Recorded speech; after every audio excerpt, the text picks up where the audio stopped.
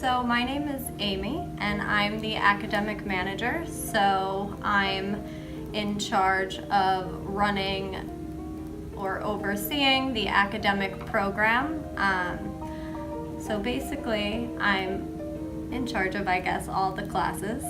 So if students or teachers have any trouble, they come to me. I also do a lot of the scheduling of classes and help with admissions. I work on the curriculum, pretty much whatever comes up, to be honest.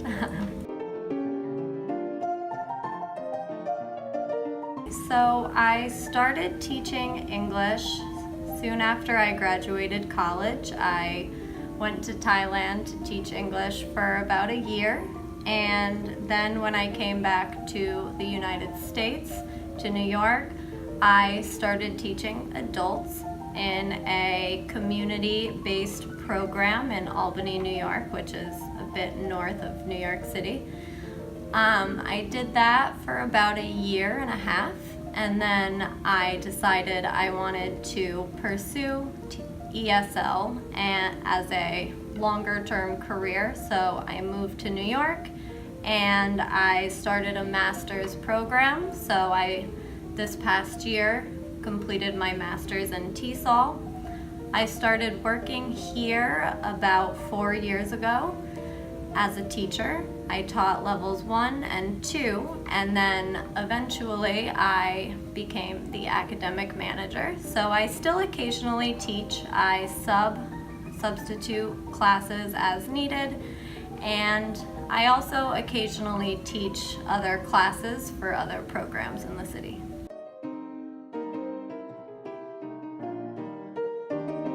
What do I care about in my classes the most?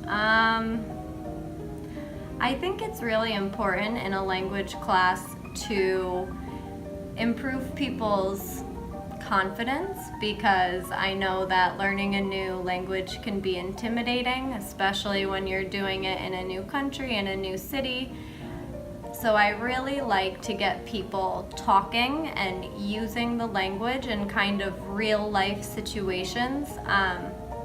I think that's a really important factor for a lot of students, is just getting them to talk, getting them to communicate, getting them to learn the language. I mean, I definitely think grammar and writing is important, and I like grammar. Some English teachers don't like grammar. I do. I think you need it to form kind of a foundation, but I think what's really the most important is, can you go out on the street and use English to communicate? I think that's, at least in an environment like this, probably the most important skill to focus on.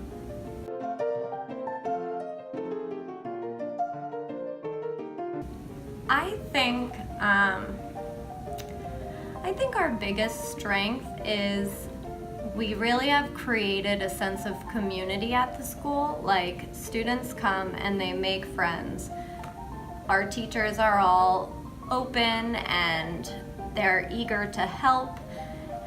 And it's not just like you come to school and you leave.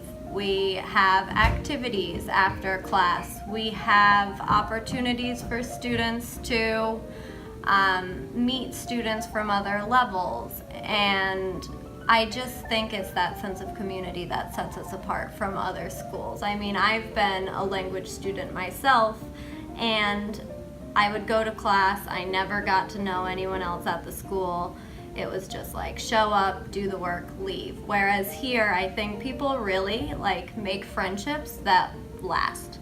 I see on Facebook, our former students stay in touch with each other, maybe even go visit each other in their home countries, and I think that sets us apart.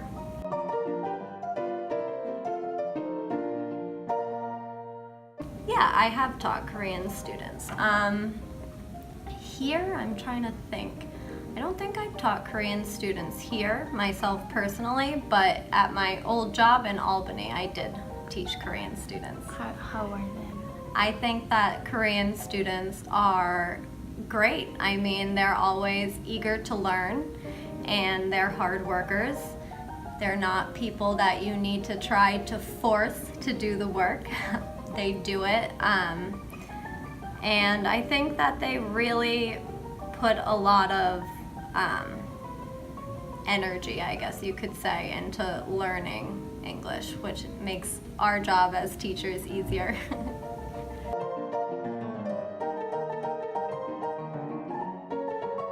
Well, I don't know if I would say the most memorable student, but the first student that comes to mind. When I first started working here, I was pretty young. I was only 24 and I was new to New York myself, and I had a Japanese student who was a hairstylist, and she just had a really great energy and attitude, and kind of made me feel more comfortable as a new teacher myself 4 years ago.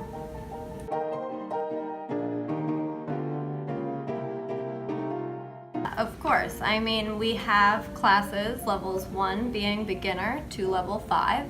So our level 1 class is of course for students who don't know a lot of English already.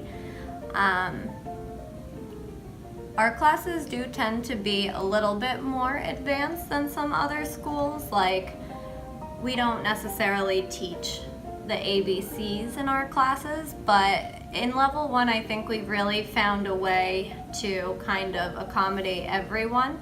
If it's absolute beginners versus higher beginners. And a good thing about our program is that we use a textbook, but we also give teachers a lot of opportunity to supplement with their own materials. So I think that flexibility lets us reach more students, even those who might just be starting to learn English.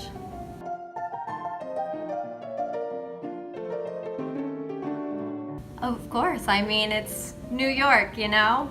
Some people would say the greatest city in the world, and I think the unique thing about New York that makes it a great place to study English is there are people from all over the world here. It's not like you're going to be in a class with only people from Korea or only people from Mexico, only people from China. There are going to be people from everywhere, and everyone's kind of in the same situation, trying to navigate a new city, while also meeting people from all over the world. And there's so many opportunities to practice English outside of the class. And another thing is that New Yorkers themselves are used to living with people from all over the world.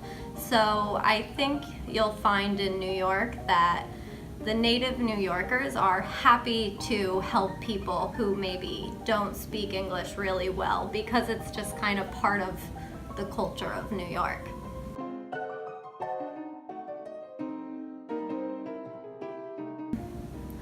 I mean, I guess my advice would be to come with an open mind and to try not to be too nervous. I mean, I know that everyone is kind of nervous traveling to a new country and starting at a new school, but I think people should come here knowing that we want you to succeed, and we want you to communicate, and we want you to make friends. So just come knowing that while, yes, the goal is to improve your English, it's also about the experience. You know, we think that international travel and meeting people from different countries is a really important part of life and really helpful to your overall success, be it in school or professionally. So just come knowing that